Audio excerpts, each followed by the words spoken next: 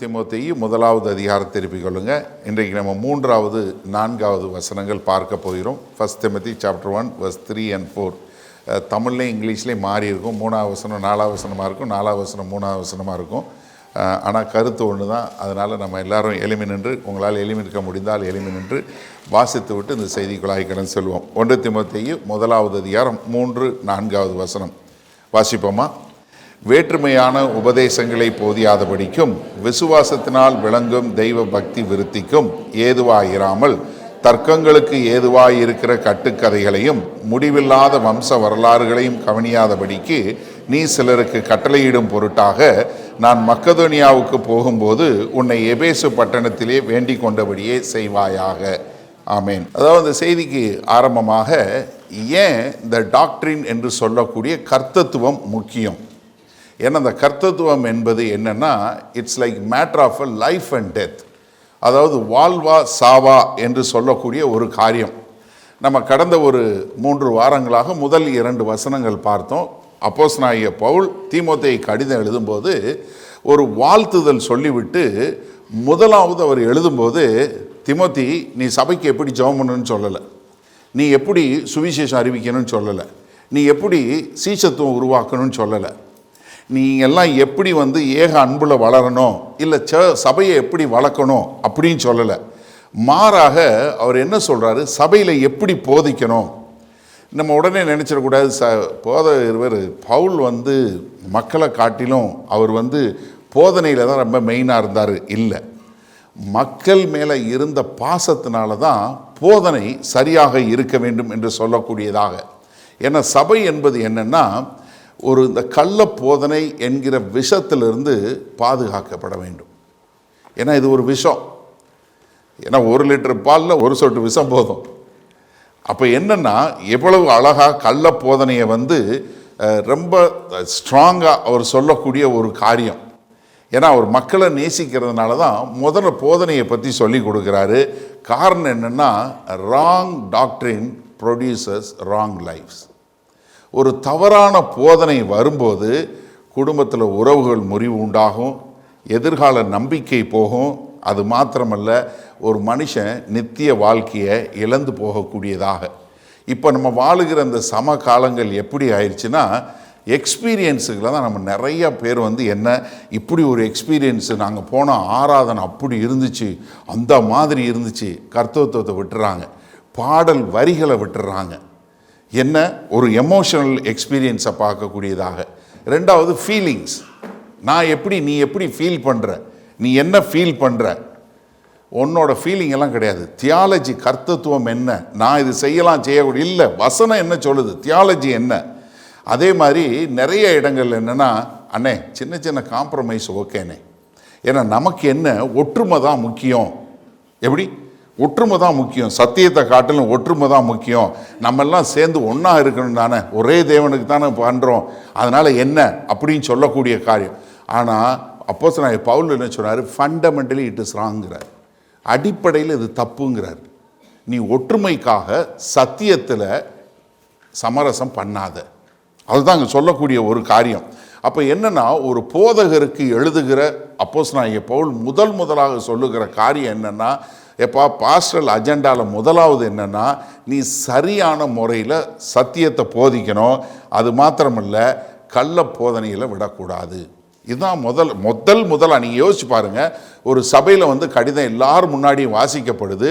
தீமோத்தேயுக்கு கொடுக்கக்கூடிய முதலாவது கட்டளை என்ன சொல்கிறாரு, கள்ள போதனையை நீ இரும்பு கரங்கொண்டு அடக்கு என்று சொல்லக்கூடிய ஒரு காரியம். இது ஹிஸ்டாரிக்கல் பார்த்தீங்கன்னா, அப்போஸ்தலர் நடவடிக்கை 28வது அதிகாரத்தை நமக்கு அப்போஸ்தலர் நடவடிக்கை முடிஞ்சு போகுது. அதனால் நமக்கு முழுமையான ஒரு இது இல்லை. ஆனால் அதற்கு பின்பாக அவர் விடுதலை பெற்று எங்கே போகிறாரு, எபேசுக்கு போக முன்னாடி கொலோசே போயிட்டு போகிறாரு. ஏன்னா பிலிமோனுக்கு எழுதும்போது 22வது வசனத்தில் சொல்கிறார், நான் உன்னை பார்ப்பேன்னு சொல்லக்கூடிய ஒரு காரியம் சொல்கிறாரு. அங்கே போயிட்டு அதற்கு பின்பாக என்ன பண்ணுறாரு, அங்கே எபேசில் போய் தீமோத்தியை சந்திக்கிறார். ஏன்னா தீமோத்தியை பிலிப்பாய் பட்டணத்திலேருந்து வர சொல்லிட்டாரு. இங்கே 2 பேரும் சந்தித்து அங்கே இம்னேயு அலெக்சாந்தர் என்று சொல்லக்கூடிய 2 கள்ள தீர்க்கதரிசி மக்களை, கள்ள போதகம் பண்ணுறவங்கள சபையை விட்டு வெளியே துரத்தி விட்டு அதுக்கப்புறம் என்ன பண்ணுறாரு, அங்கேயே விட்டுட்டு இவர் பிலிப்பாய்க்கு போயிடுறார். பவுல் வந்து அங்கே விட்டுட்டு பிலிப்பாய்க்கு போயிடுறாரு. அவர் இங்கே போய் கொஞ்சம் காலத்துக்கு அப்புறம் இங்கே தீமோத்தேயுக்கு ஒரு கடிதம் எழுதுகிறாரு. ஏன்னா இங்கே எபேசு பட்டணம் வந்து அந்த காலத்தில் வந்து பார்த்தீங்கன்னா த 4th largest city in the Roman Empire, 4வது பெரிய மாநகரம் ரோமாபுரி பேரரசில். இங்கே எழுதும்போது அது என்னென்னா, இங்கே வந்து ஒரு அர்த்தமீஸ் என்று சொல்லக்கூடியதாக, அதாவது என்னென்னா ஒரு பயங்கரமான ஒரு 7th wonder என்று சொல்லக்கூடிய அந்த காலத்தில். ஏன்னா அங்கே வந்து நம்ம பார்த்தோம், அவங்க வந்து எல்லா விதமான மந்திரம் இந்த மாதிரி செய்யக்கூடிய எல்லா விதமான புஸ்தகங்கள் எல்லாம் வச்சுருந்தாங்க. அதை கொண்டு வந்து எரிக்கக்கூடியது. அது மாத்திரமில்லை, அது வந்து ஒரு காஸ்மோபாலிட்டன், லண்டன் மாதிரி காஸ்மோபாலிட்டன், எல்லா பக்கம் இருந்து கிராஸ் பண்ணி போகக்கூடியது. அதனால் எல்லாம் ஒன்று தான் அப்படின்னு ஒரு சமரசம் பண்ணணும் அப்படின்னு சொல்லக்கூடிய ஒரு காலகட்டத்தில் வாழக்கூடிய ஒரு காரியம். இந்த சபைக்கு தான் பவுல் வந்து கடிதம் எழுதுகிறார். சரியா? இப்போ பவுல் இங்கே கடிதம் எழுதும்போது, எபேசு சபைக்கு எழுதும்போது அவருடைய உறவு எந்த நிலைமையில் இருந்து, what is is relationship with எபேசு பட்டணம். அதாவது அப்போஸ்தலனாகிய பவுல் நிறுவன சபைகளிலே அதிக நாட்கள் இருந்து ஒரு சபையை நிர்வகிச்சாரு, அதை நிறுவனார்னா எபேசு பட்டணம் தான். மீது எல்லா சபைக்கும் இல்லாத ஒரு பெரிய காரியம். நீங்கள் அப்போஸ்தலனுடைய 20வது அதிகாரம் 31வது வசனம் சொல்லும்போது, ஆனபடியால் நான் 3 வருஷ காலமாய் இரவும், எவ்வளவு 3 வருஷ காலமாய், 3 வருஷ காலமாய் இரவும் பகலும் நான் உங்களுக்கு சொல்லி கொடுத்தேன். எப்படி 3 வருஷம் அப்போஸ்தலனாகிய பவுல் அதிகமாக இருந்து, எனக்கு அடுத்து பார்த்தீங்கன்னா கொரிந்து ஒரு 18 மாதம் ரொம்ப அதிகமாக ஒரு சபையை இருந்து அங்கே நிர்வகிச்சதுன்னா எபேசு பட்டணம் மட்டும்தான். 3 வருஷ காலம். அது மாத்திரமல்ல, 19வது அதிகாரம் 10வது வசனம் அப்போஸ்தலனுடைய 19:10 பார்க்கும்போது என்ன பார்க்கிறோம்? 2 வருஷ காலம் இப்படி நடந்ததினாலே ஆசியாவில் குடியிருந்த யூதரும் கிரேக்கருமாகிய எல்லாரும் கர்த்தராகிய இயேசுவின் வசனத்தை கேட்டார்கள். அதாவது திறனே என்று சொல்லக்கூடிய அவருடைய வீட்டிலிருந்து 2 வருஷ காலம் அவர் வந்து அங்கேருந்து போதிக்கிறார். மொத்தமாக 3 வருஷ காலம் எபேசு பட்டணத்திலிருந்து இந்த சபையை நிர்வகித்து எல்லாம் பண்ணிட்டு போனவர் மறுபடியும் திரும்ப என்ன பண்ணுறாரு, வரும்போது எபேசு சபையில் இருக்க மூப்பர்களை கூப்பிட்டு மிலித்தா தீவில் உட்கார வச்சு அவங்ககிட்ட பேசுகிறார். நீங்கள் அப்போஸ்தலனுடைய 20வது அதிகாரம் திருப்புங்க. ஆனால் இங்கே வந்து பாருங்கள், 3 வருஷ காலம் இரவு பகலமாக இருந்து சொல்லி கொடுத்துட்டு மறுபடியும் அங்கே இருக்க சபை மூப்பர்களை கூப்பிட்டு போகும்போது ரொம்ப அழகாக அவர்களை எச்சரிக்கக்கூடிய காரியம் என்ன, 29வது வசனத்திலிருந்து பாருங்கள். நான் போன பின்பு ஏன்னா நான் 3 வருஷ காலம் உங்ககிட்ட இருந்து எல்லாம் சொல்லி கொடுத்துட்டேன், இரவும் பகலும் கண்ணீர் விட்டு உங்களுக்கு சொல்லி கொடுத்துட்டேன். நான் போன பின்பு மந்தையை தப்ப விடாத கொடிதான ஓநாய்கள் உங்களுக்குள்ளே வரும். என்ன 2 காரியம் சொல்றாரு. மந்தையை தப்ப விடாத பொடிதான ஓநாய்கள் உங்களுக்குள்ளே வரும், உங்களிலும் சிலர் எழும்பி. அப்ப என்ன 2 விதமான காரியம். வெளியே இருந்து ஆட்டுத்தோல் போத்தி கொண்ட ஓநாய் வரும், ஆனா உங்களிலும் சிலர் எழும்பி சீஷர்களை தங்களிடத்தில் இழுத்து கொள்ளும்படி மாறுபாடானவைகளை போதிப்பார்கள் என்று அறிந்திருக்கிறேன். 2 காரியத்தை ரொம்ப அழகா நேர்த்தியா சொல்லி கொடுக்கிறார். எப்பா, நான் 3 வருஷ காலம் உங்களுக்கு சொல்லி கொடுத்துட்டேன், ஆனா என்ன நடக்க போகுதுன்னா, நான் போனதற்கு பின்பாக வெளியே இருந்து என்ன ஆட்டுத்தோல் போத்துன ஓநாய் வெளியே இருந்து வரும், ஆனா உள்ளுக்குள்ளேயும் உங்களுக்குள்ள சிலர் எழும்பி என்ன பண்ணுவாங்க, இப்படி மாறானவைகளை போதிப்பாங்க. அவங்க என்ன பண்ணுவாங்க, தங்கள் பக்கமாய் இழுக்கக்கூடிய காரியத்தை செய்வாங்க. அதனால நீ என்ன பண்ணணும், ரொம்ப சர்வ ஜாக்கிரதையாக இருக்க வேண்டும் என்று மூப்பர்கிட்ட சொல்லிட்டு 32வது வசனத்தில் நான் என்ன சொல்றாரு பாருங்களேன். இப்பொழுதும் சகோதரரே நீங்கள் பக்தி விருத்தி, நல்ல கவனிங்க, நீங்கள் பக்தி விருத்தி அடையவும் பரிசுத்தமாக்கப்பட்ட அனைவருக்குள்ளும் உங்களுக்கு சுதந்திரத்தை கொடுக்கவும் வல்லவராயிருக்கிற தேவனுக்கும் அவருடைய கிருபையுள்ள வசனத்துக்கும், என்ன தேவனுக்கும் அவருடைய கிருபையுள்ள வசனத்துக்கும் உங்களை ஒப்பு கொடுக்கிறேன். நான் இவ்வளவு காலம் இருந்து எச்சரிக்கை பண்ணிட்டேன், ஆனா நான் போனதுக்கு அப்புறம் வெளியிருந்து வரும், உள்ளுக்குள்ள இருந்து எழுப்புவாங்க. அதை நீங்க மேற்கொள்வதற்கு உங்களுக்கு என்ன தெரியணும், உங்களுக்கு வந்து தேவனை தெரியணும், அவருடைய வசனத்துக்கு, அவருடைய கிருபையுள்ள வசனத்துக்கு நான் உங்களை ஒப்பு கொடுக்கிறேன். ஏன்னா மிக தெளிவாக அவர் சொல்லும்போது என்ன, இப்படிப்பட்ட கள்ள ஊழியர்கள் வருவாங்க, அதனால நீங்க என்ன பண்ணணும், ரொம்ப ஜாக்கிரதையாக இருக்க வேண்டும் என்று மறுபடியும் எச்சரிக்கிறார். யோசிச்சு பாருங்க. அதாவது அப்போஸ்தலனாகிய பவுல் போல அவ்வளவு அருமையான கர்த்தத்துவை சொல்லி கொடுக்கக்கூடிய ஒரு தியாலஜியன் கிடையவே கிடையாது, இல்லவே இல்லை. நம்ம கலாத்தியர் பைபிள் ஸ்டடி பண்ணியிருக்கோம். கலாத்தியரில் மொத்தமே 135 வசனம் தான். நம்ம கிட்டத்தட்ட ஒரு 65 மணி நேரம் அதை சொல்லி கொடுத்துருக்கோம். யூதால மொத்தமே 24 வசனம் 25 வசனம் தான். ஒரு 165 பக்கத்துக்கு புஸ்தகம் இருக்குது. ஒரு 17 மணி நேரத்துக்கு செய்தி இருக்குது. காரணம் என்ன? கள்ள ஊழியங்கள் வரும். நம்ம எப்படி பாதுகாக்க முடியும்னா, நம்ம தேவனுக்கும் அவருடைய கிருபையுள்ள வசனத்துக்கும் நம்மளை ஒப்பு கொடுக்கும்போது தான். ஆனால் இப்படிப்பட்டவங்களை குறிப்பி சொல்லும்போது 2 கொரிந்தியர் 2வது அதிகாரம் 17ஆம் வசனம் சொல்லும்போது அவர் கலப்பாய் பேசாமல் என்று சொல்லக்கூடியது. ஆனால் நீங்கள் ஆங்கில வேதாகமத்தில் பார்த்தீங்கன்னா பெட்லர்ஸ் அப்படின்னு சொல்லக்கூடிய ஒரு வார்த்தை. அதாவது பெட்லர்ஸ் யாருன்னா, காசுக்காக ட்ரக் விற்பான்ல அவனுக்கு சொல்லக்கூடிய பதம். அப்போ என்ன, அதாவது கள்ள ஊழியம் பார்க்குறவன் எப்படிப்பட்டவன்னா, காசுக்கு எப்படி ட்ரக் விற்பானோ அந்த மாதிரின்னு சொல்கிறாரு. ரொம்ப கடுமையான வார்த்தை உபயோகம் பண்ணுறாரு. அடுத்த வார்த்தை 2 கொரிந்தியர் 4:2 சொல்லும்போது என்ன சொல்கிறாரு? அதாவது தேவ வசனத்தை புரட்டாமலும், அதாவது ஆதாயத்திற்காக செய்யக்கூடிய ஒரு காரியம். நீங்கள் நல்லா தெரிஞ்சுக்கொள்ளுங்க. ஒரு நிமிஷம் என்னைய பாருங்க. இப்போ வெளியே இருந்து கிறிஸ்து இல்லை, பைபிள் தப்பு இல்லை, தேவன் இல்லை, கடவுள் தவறு, இப்படி சொல்லக்கூடிய காரியங்களை சொன்னால், பைபிளில் இருக்கிற வசனம் எல்லாம் தப்பு அப்படின்னு சொல்லி சொன்னால் நீங்கள் என்ன பண்ணுவீங்க? அவனை ஏற்றுக்கொள்ள மாட்டீங்க. அது பிரச்சனை இல்லை. ஆனால் வசனத்தை எடுத்து வசனத்தை தன் பக்கமாய் திருப்பி கிறிஸ்துவோடு வேற எதையாவது சேர்த்து உங்களை வஞ்சிக்கக்கூடிய காரியத்தை கண்டுபிடிக்க முடியாது. அதை தான் இங்கே சொல்கிறாரு. எப்பா, எது பெரிய டேஞ்சர் தெரியுமா? வெளியே இருந்து எவனாவது ஒருத்தன் இயேசு இல்லை, இயேசு ஆண்டவர் இல்லை, இயேசு கன்னி மரியாள்கிட்ட பிறக்கலை, இயேசு மரிக்கலை அப்படின்னு சொல்லி சொன்னால் நீங்கள் சரித்திர பிரகாரமாக எல்லாம் இருக்குன்னு சொல்ல முடியும். ஆனால் என்னன்னா, இயேசு ப்ளஸ் இயேசு மைனஸ் என்ன, ஏதாவது ஒரு காரியத்தை சேர்த்து சொல்லக்கூடியதாக. அப்போ ரொம்ப ஒரு பிரமாதமாக ஆரம்பித்த ஒரு எபேசு சபை என்ன சொல்கிறாரு? நீ நினைக்காத, உன்னைய பாதிக்காது நினைக்காத. இது கண்டிப்பாக பாதிக்கும். யார் இந்த கள்ள ஊழியர்கள்? நீங்கள் இதே இதில் பார்க்கும்போது 1 தீமோத்தேயு 3 இங்கே சொல்லலை, ஆனால் அதே இந்த 1வது அதிகாரத்தில் கடைசியில் 20வது வசனம் பாருங்களேன். இமெனேயும் அலெக்சாந்தரும் அப்படிப்பட்டவர்கள். யார் அப்படிப்பட்டவர்களுக்கு 2 பேர் எழுதிட்டார். யார் இப்படிப்பட்ட கள்ள ஊழியம் பார்க்குறான்னு சொல்லி பேரை சொல்கிறார். ஏன்னா நிறைய சமயத்தில் அண்ணே, நம்ம எதுக்கு அவங்க பேரை சொல்லணும்? நான் மறுபடியும் சொல்கிறேன், யாராவது ஒருத்தர் தனிப்பட்ட முறையில் பாவம் பண்ணால் அதை கண்டிக்க வேண்டிய அவசியம் இல்லை. ஆனால் உபதேச கோளாறு இருந்தால், அது யாராக இருந்தாலும், எவ்வளோ பெரிய மனுஷனாக இருந்தாலும், அது கண்டிக்க வேண்டிய கடமை இருக்கிறது. அலெக்சாந்தரையும் இம்னேயும் எழுதி வச்சு 2000 வருஷத்துக்கு அப்புறம் அவனை நம்ம இன்னும் சொல்கிறோன்னா காரணம் என்ன சொல்லி எழுதியிருக்கிறார் பாருங்களேன். அவர்கள் தூசியாதபடி சிட்சிக்கப்பட அவர்களை சாத்தானிடத்தில் ஒப்பு கொடுத்தேன். என்ன சாத்தானிடத்தில் ஒப்பு கொடுத்தேன்? இங்கே நம்ம 3வது 4வது வசனத்தில் பார்க்கும்போது அவங்க என்ன வம்ச வரலாறு கட்டுக்கதைகள், முடிவில்லாத வம்ச வரலாறு கட்டுக்கதைகள் என்று சொல்லக்கூடியதாக.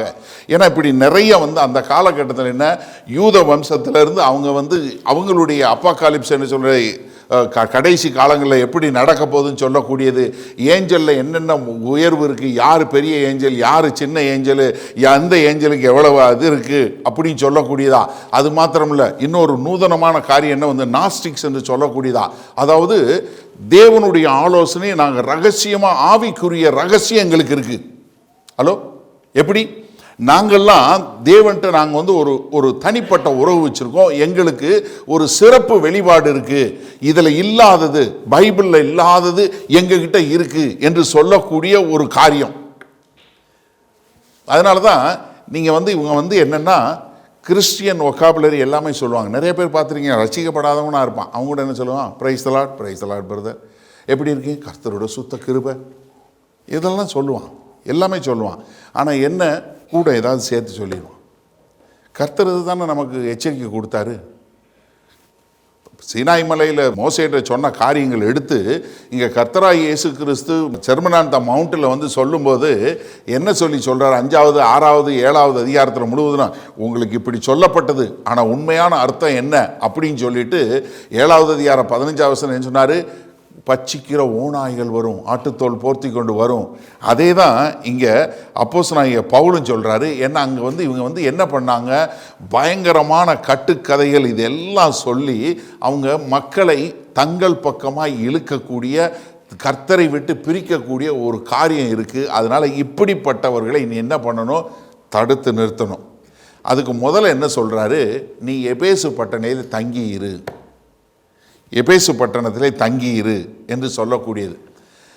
இப்போ நீங்கள் யோசிச்சு பாருங்களேன், எபேசு பட்டணத்தில் தங்கி இருக்கணும்னா திமோத்தி கஷ்டமான காரியம்.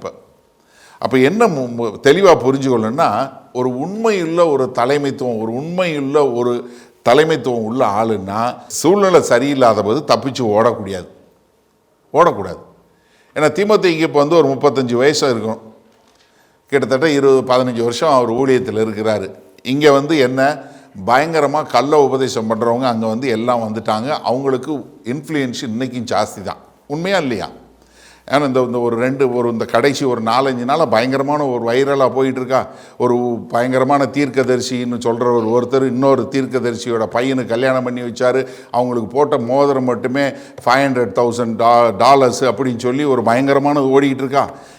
என்னன்னா இதெல்லாம் வந்து யோசிச்சு பாருங்கள், இது பயங்கரமான அவங்கெல்லாம் பயங்கரமான எஸ்டாப்ளிஷ். நீங்கள் ஒன்றும் சொல்ல முடியாது. ஏன்னா அவங்களுடைய இன்ஃப்ளூயன்ஸ், அவங்கள பின்பற்றுறவங்க பயங்கரமான ஆளுங்க. இதே மாதிரி தான் திமோத்திக்கு எதிராக இருக்கக்கூடிய பயங்கரமான ஆளுங்க அங்கே இருக்கக்கூடியது. அது மாத்திரமில்லை, சபை 2 பிளவு போயிடுச்சு. நிறைய பேர் வந்து அதை இது பண்ணக்கூடியது. இப்போ திமோத்திக்கு எதிராக வரக்கூடியவங்க, எதிர்த்து பேசக்கூடியவங்க இருக்கிறாங்க. அது மாத்திரமில்லை, திமோத்தி வந்து ரொம்ப ஒரு வயசு குறைஞ்சவர். அதனால பவுல் அதனால தானே சொல்கிறாரு, நீ இளமையை குறித்து அசட்டை பண்ணாதே அப்படின்னு சொல்லக்கூடியதான். அப்போ என்னன்னா, ஒரு உண்மையான மேய்ப்பன் என்று சொல்கிறவன் ஒரு ஆபத்து வரும்போது தன்னுடைய மந்தையை விட்டு ஓடுறவன் கிடையாது. மாறாக அவன் என்ன பண்ணணும்? அங்கே தான் நிற்கணும். இப்போ திமோத்திக்கு என்ன சொல்கிறாரு? நான் வர்ற வரைக்கும் நீ எபேசில் தங்கி இருக்கும்படி உனக்கு கட்டளையிடுகிறேன் என்று சொல்லக்கூடியதாக. ஏன்னா அவருடைய வாழ்க்கையில் என்ன பார்க்குறோம்? அப்போஸ்தலர் 19வது அதிகாரத்தில் 29-30 வசனத்தில் பார்க்கும்போது அவங்க எபேசு பட்டணத்தில் போகும்போது அங்கே பெரிய கலவரம் நடக்குது. நீங்க வாசிங்க, 29வது வசனம் வாசிங்க. பட்டணம் முழுவதும் கலகத்தினால் நிறைந்தது. பவுலுக்கு வழித்துணையாய் வந்த மக்கதோனியராகிய காயுவையும் அரிஸ்தர்க்குவையும் அவர்கள் இழுத்துக்கொண்டு ஒருமனப்பட்டு அரங்கசாலைக்கு பாய்ந்தோடினார்கள். பவுல் கூட்டத்துக்குள்ளே போக மனதாக. பவுல் என்ன இவ்வளவு பிரச்சனை இருக்கு, பவுல் உள்ள போறேங்கிறார். ஏன்னா பிரச்சனையை பார்த்து ஓடுற ஆள் இல்லை. என்னன்னா நீங்க நல்லா தெரிஞ்சுக்கொள்ளுங்க, இது வந்து நீங்கள் ஒரு ஊழியம் பார்க்குறீங்க அப்படின்னு சொல்லும்போது என்ன பிரச்சனை வரும்போது நம்ம அங்கே இருக்கக்கூடிய மக்களாக. ஆனால் இன்றைக்கு நிறைய இடங்களில் பார்த்தீங்கன்னா, ஏதாவது ஒரு சபையில் வந்து ஒருத்தர் ஏதாவது ஒரு பிரசங்கம் பண்ணுறாரு, சபைக்குள்ளே 2 பிரச்சனை வந்த உடனே சபை 2ஆக டிவைட் ஆகிடுது, உடனே அவர் விட்டுட்டு போயிடுறார். அதுக்கப்புறம் கொஞ்சம் காலத்துக்கு அப்புறம் அந்த சபை என்ன ஆகுது? அடிதடியாகி ஒன்றும் இல்லாமல் போகக்கூடிய ஒரு காலகட்டம். அப்போ என்னன்னா, இருக்கிறதுலே எங்கே ஒரு கடினமான பகுதியோ அங்கே தான் உங்களை கர்த்தர் அழைச்சிருக்கிறாங்கன்னு நீ மறந்துடக்கூடாது. எதிர்ப்பு வரும், காரியங்கள் நிச்சயமாக வரும். அதனால தான் அங்கே என்ன சொல்கிறாரு? நீ அங்கே எபேசில் இருன்னு சொல்லும்போது அவர் சொல்லக்கூடிய ஒரு பதம், கிரேக்க மொழி பதம், ரொம்ப முக்கியமான பதம். பராங்கெலோ அப்படின்னு சொல்லக்கூடிய ஒரு பதம். இது என்னன்னா இராணுவத்தில் பயன்படுத்தக்கூடிய ஒரு பதம். சாதாரண பதம் சொல்லலை. நான் உனக்கு கட்டளை இடுகிறேன்னு சொல்கிறார் இல்லையா, நீ எபேசு பட்டணத்தில் இருன்னு சொல்லி ஒரு ரெக்வஸ்ட் கொடுக்கல. அவர் கொடுக்கறது என்னன்னா ஒரு இராணுவத்தில் உபயோகப்படுத்தக்கூடிய ஒரு பதம். இந்த பதம் எப்படின்னா, இராணுவத்தில் கமாண்டர் போடுவார், அவர் கீழே உள்ளவங்க கடைசி நிலை வரக்கூடியதாக. அப்போ யார் மூலமாக உங்களுக்கு ஆர்டர் வருதுங்கிறது முக்கியம் இல்லை, எங்கேருந்து வருதுன்னா மேலேருந்து வருதுன்னு அர்த்தம். கடைசியில் இருக்கிற ஒரு சேவகனுக்கு வந்தாலும் அது எங்கேருந்து வருது? உயர்நிலையிலிருந்து வருதுன்னு அர்த்தம். அதே மாதிரி இப்போ இவர் என்ன சொல்றாரு? நான் உனக்கு கட்டளையிடுறேன். நான் அப்போஸ்தலிக்கு ஒரு கட்டளை மாத்திரமல்ல, நாம் பெற்ற கட்டளை என்ன? கர்த்தராகிய இயேசு கிறிஸ்து. வேற யார்கிட்ட பெற்ற? பிதாவாகிய தேவன். முதல் 2 வசனம் ஞாபகம் இருக்கா? என்ன? நம்முடைய இரட்சகராகி இருக்க தேவனும் நம்முடைய கர்த்தராகிய இயேசு கிறிஸ்துவும் கட்டளையிட்டபடியே நான் உனக்கு கட்டளையிடுறேன். இப்போ என்னன்னா, அந்த கட்டளை வந்து என்னுடைய கட்டளை கிடையாது. It's a divine assignment. It has come from divine. அதனால தான் என்ன சொல்றாரு? பராங்கலோ, நீ இதை பிடிச்சுக்கோ, இது உனக்கு கொடுக்கப்பட்ட கட்டளை, இது நான் சொல்லல, இது தேவன்கிட்ட இருந்து வந்தது, என் மூலம் உனக்கு வருது. இங்க என்ன எபேசு பட்டணத்தில் இப்படி பிரச்சனை இருக்கு, நீ என்ன பண்ணு, அங்கேயே இரு என்று சொல்லக்கூடிய ஒரு காரியம். நீங்க இந்த பதத்தை மட்டும் அப்போஸ்தலனாகிய பவுல் 5 முறை உபயோகப்படுத்துறார். 1 தீமோத்தி 2 தீமோத்தியில மாத்திரமே 5 முறை பராங்கலோ அப்படிங்கிற ஒரு பதத்தை உபயோகப்படுத்துறாரு. சரியா? இப்போ இந்த சபையில் என்ன பிரச்சனை அப்படின்னு சொல்லும்போது ஒரு அருமையான கிரேக்க மொழி வார்த்தையை எடுத்து 2 வார்த்தையை எடுத்து ஒன்றா உபயோகப்படுத்துகிறார். சரியா? நம்ம கிரேக்கத்தில் ஒன்றும் எக்ஸ்பர்ட் கிடையாது, ஆனாலும் நம்ம தெரிஞ்சுக்கிற இது ரொம்ப அவசியமான ஒரு காரியம். அதாவது உங்களுக்கு நீங்கள் ஹெட்ரோசெக்சுவலாக ஹோமோசெக்சுவலான்னு கேட்டால் நீங்கள் என்ன சொல்லுவீங்க? ஹெட்ரோசெக்சுவல்னு சொல்லுவீங்க. இந்த ஹெட்ரோங்கிற பதம் இருக்குது பார்த்தீங்களா, அது முதல்ல ஹெட்ரியோ அப்படின்னு சொல்லக்கூடிய கிரேக்க மொழி பதத்திலிருந்து தான் இங்கிலீஷ் சுட்டது. நீங்கள் பார்த்தீங்கன்னா நிறைய இங்கிலீஷ் பதத்தை எந்த லாங்குவேஜிலேருந்து வந்துச்சுன்னு பார்த்தீங்கன்னா எல்லா பதத்துக்கும் இங்கிலீஷ் லாங்குவேஜுக்கு எங்கேருந்து வந்து சொல்லலாம். லத்தீன்லேருந்து வந்துச்சா, கிரேக்கத்திலேருந்து வந்துச்சா, தமிழ்லேருந்து வந்துச்சா, எந்த மொழியிலேருந்து வந்துச்சுன்னு கண்டுபிடிச்சிட முடியும். இந்த ஹெட்ரோ அப்படிங்கிற பதம் ஹெட்ரியோ அப்படின்னு சொல்லக்கூடிய பதத்திலேருந்து. இன்னொரு பதம் என்னென்னா டயாடஸ்கலியோ அப்படின்னு சொல்லக்கூடிய பதம். டயாடஸ்கலியோன்னா டு டீச், இல்லை போதிக்கிறது, இல்லை நீங்கள் சொல்லக்கூடிய ஒரு காதம். இப்போ என்னென்னா இங்கே என்ன சொல்லுவோம்னா இந்த 2 பதத்தையும் சேர்த்து வச்சு ஹெட்ரியோஸ் டயாடஸ்கிலியோ அப்படிங்கிற ஒரு பதத்தை புதுசாக உருவாக்கி அப்போஸ்தலனாகிய பவுல் எழுதுகிறார். எப்படி? ஒரு வேற்றுமையான, ஏன்னா பரிசுத்தாவியை குறித்து சொல்லும்போது அலோஸ் அப்படின்னா என்னை போல உள்ள பரிசுத்தாவியை உங்களுக்கு அனுப்பாருன்னு சொன்னால் அதே அது அலோஸு, அதுக்கு எதிர்மறையானது ஹெட்ரோஸு. இங்கே இதை எடுத்து என்ன சொல்கிறாரு? ஒரு வேற்றுமையான உபதேசத்துக்கு ஹெட்ரோ டியாடஸ்கலியோ அப்படின்னு சொல்லக்கூடிய ஒரு பதத்தை உபயோகப்படுத்துகிறார். இது என்ன? ஒரு வேற்றுமையான உபதேசம். நீங்கள் பார்த்துருக்கீங்களா? நிறையா நேரங்களில் இந்த கள்ள ஊழியம் பார்க்குறவங்க, இந்த பொய்யான காரியங்களை சொல்கிறவங்க ரொம்ப சாஃப்டாக, அமைதியாக, அழகாக, நேர்த்தியாக சொல்லுவாங்க. நான் இன்றைக்கு கர்த்தருடைய சமூகத்தில் உட்கார்ந்துருக்கும்போது கர்த்தர் எனக்கு முகமுகமாய் தரிசனமானார். தேவதூதன் வந்தான், அப்பம் சாப்பிட்டான், ஆப்பம் கேட்டான், குழம்பு நல்லா இருந்துச்சுன்னு சொன்னான், சீடி கையில் வச்சுருந்தான். தேவன் நான் இன்னைக்கு குளிச்சுட்டு இருக்கும்போது என்கிட்ட சொன்னார். என்னமோ மீதி நேரமெல்லாம் சொல்லாது மாதிரியும். எப்போ நான் நிறைய முறை பார்த்துருக்கேன், இந்த ஏதாவது சொல்லும்போது அவங்களோட டோனு மாறிடும். அதாவது உங்களை ரொம்ப சாந்தமாக உங்களை அதாவது உங்களுக்கு வாழைப்பழத்தில் ஊசி ஏற்றுன்னு சொல்லுவாங்க இல்லையா, அதான் உங்களுக்கு அப்படியே மென்மையாக உள்ளுக்குள்ளே வரும்போது நீங்கள் என்ன தெரியுமா வைப்பீங்க? என்ன தேவ மனுஷையா, கர்த்தர் பேசுகிறாரு. நானும் தான் கரடியாக கத்தி, நானும் பைபிள் வாசிக்கிறேன், முழங்காலே நிற்கிறேன், ஒரு நாள் ஒரு சத்தம் கேட்க மாட்டேங்குதுன்னு. ஏன்னா நிறைய பேர் கேட்குறேனே, எனக்கு கர்த்தர் சத்தம் கேட்க மாட்டேன். இதானே நிறைய பேரோட பிரச்சனையே. ஏன்னா பாதி பேர் என்ன சொல்கிறாங்க? கர்த்தர் என்கிட்ட சொன்னார். அது எந்த கர்த்தர் நமக்கு தெரியல. ஏன்னா நமக்கு தேவையான எல்லாம் பைபிளில் சொல்லி கொடுத்துட்டாரு. ஏன்னா என்னென்னா இவங்க பூரா இப்படிப்பட்ட ஒரு காரியங்கள் இவர்களுக்கு அவர் கொடுக்குற பெரிய இது என்ன தெரியுமா? கலாத்தியர் 1வது அதிகாரத்தில் ரொம்ப வன்மையாக கண்டிக்கக்கூடிய ஒரு காரியம் பாருங்கள். கலாத்தியர் 1வது அதிகாரம் 6வது வசனம் பாருங்கள். உங்களை கிறிஸ்துவின் கிருபையினாலே அழைத்தவரை நீங்கள் எவ்வளவு சீக்கிரமாய் விட்டு வேறொரு சுவிசேஷம். இங்க வேறொரு சுவிசேஷம் என்ன? ஹெட்ரோடயாடஸ்கலியோ, வேறொரு இடத்துக்கு நீங்க போறத பற்றி நான் ஆச்சரியப்படுகிறேன். வேறொரு சுவிசேஷம் இல்லையே. என்ன வேறொரு சுவிசேஷம் இல்லையே? அதாவது இயேசு கிறிஸ்துவோட நீங்க எதை சேர்த்தீங்கனாலும் அது வேற சுவிசேஷம். இயேசு கிறிஸ்துவோட எந்த பாரம்பரியத்தை சேர்த்தீங்கன்னா அது வேற சுவிசேஷம். இயேசு கிறிஸ்துவோடு நீங்க எதை சேர்த்தீங்கனாலும் சரி, நல்லா தெரிஞ்சுக்கொள்ளுங்க. இயேசு கிறிஸ்துவை தவிர்த்து வேற எதை கூட சேர்த்தீங்கனாலும் அது வேற சுவிசேஷம். மிக தெளிவாக சொல்றாரு, அது வேறொரு சுவிசேஷம். சிலர் உங்களை கலகப்படுத்தி கிறிஸ்துவினுடைய சுவிசேஷத்தை புரட்ட மனதா இருக்கிறார்களே அல்லாமல் வேறல்ல. நாங்கள் உங்களுக்கு பிரசங்கித்த சுவிசேஷத்தை அல்லாமல் நானே மாத்தி சொன்னாலும் வானத்திலிருந்து வருகிற ஒரு தூதனாவது. எப்படி சொல்றாரு பாருங்க, பயங்கரமா வானத்திலிருந்து ஒரு தேவதூதன் வர்றார். உன் நகையெல்லாம் கழட்டி கொடு, கர்த்தர் கட்டடங்கன்னு சொல்லியிருக்கார், என்கிட்ட கர்த்தர் சொல்லியிருக்கிறார். கர்த்தர் சொல்லிட்டாரு பாத்தியா, பூம் அப்படின்னா உடனே செட்டப் பண்ணி ஒரு 10 பேர் கீழே விழுகிறான். யோசிச்சு பாருங்களேன், வானத்திலிருந்து ஒரு தேவதூதனாவது வேறொரு சுவிசேஷத்தை உங்களுக்கு பிரசங்கித்தால் அவன் சபிக்கப்பட்டவனாயிருக்க கடவன். கடினமான வார்த்தை, அனாத்தமா என்று சொல்லக்கூடிய வார்த்தை என்ன? அவன் சபிக்கப்பட்டவன், கர்த்தரை விட்டு வேறறுக்கப்பட்டவன், அவனுக்கு வரக்கூடிய தண்டனை அவன் நரகத்தில் போய் அனுபவிக்கக்கூடியது என்று சொல்லக்கூடியதாக. முன் சொன்னது போல மறுபடியும் சொல்லுகிறேன். ஒருவேளை உங்களுக்கு கேட்கலைன்னா நான் முன்னாடியும் சொன்னேன், மறுபடியும் சொல்றேன். நீங்கள் ஏற்றுக்கொண்ட சுவிசேஷத்தை அல்லாமல் வேறொரு சுவிசேஷத்தை ஒருவன் உங்களுக்கு பிரசங்கித்தால் அவன் சபிக்கப்பட்டவனாய் இருக்க கடவன். வேறொரு சுவிசேஷம்.